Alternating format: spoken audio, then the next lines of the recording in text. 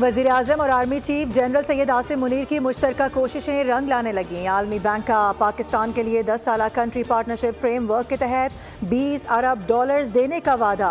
वज़ीर आज़म का खैर मकदम। शहबाज शरीफ का एक्स पर पैगाम। कहा कि CPF इकोनॉमिक ट्रांसफॉर्मेशन प्लान के तहत 6 अहम शोबों पर फोकस करेगा। जनरल सैयद आसिम मुनीर और अपने साथियों को सराहता हूँ जिन्होंने दिन रात मेहनत की। CPF आलमी बैंक का पाकिस्तान की माशी सलाहियतों में एतमाद का मजहर है।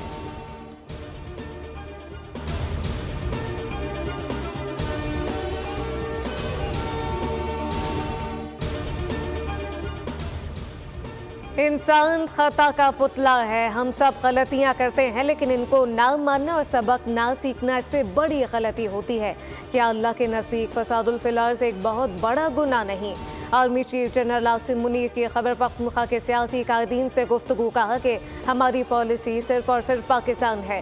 रियासत है तो सियासत है, खुदा न खास्ता रियासत नहीं तो कुछ नहीं। हम सबको बिला तफरीक व तासुब दहशत गर्दी के खिलाफ यकजा होकर खड़ा होना होगा। खैबर पख्तूनख्वा में कोई बड़े पैमाने पर ऑपरेशन नहीं किया जा रहा।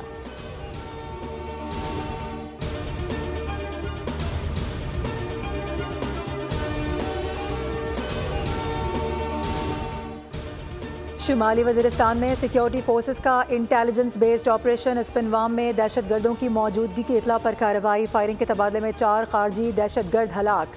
बड़ी मिकदार में असलहा और बारूदी मवाद बरामद कर लिया गया। दहशत गर्द सिक्योरिटी फोर्सेस पर हमलों और शहरियों की टारगेट किलिंग में मुलव्वस थे। सदर, वज़ीर आज़म और वज़ीर दाखिला का सिक्योरिटी फोर्सेस को खिराज तहसीन।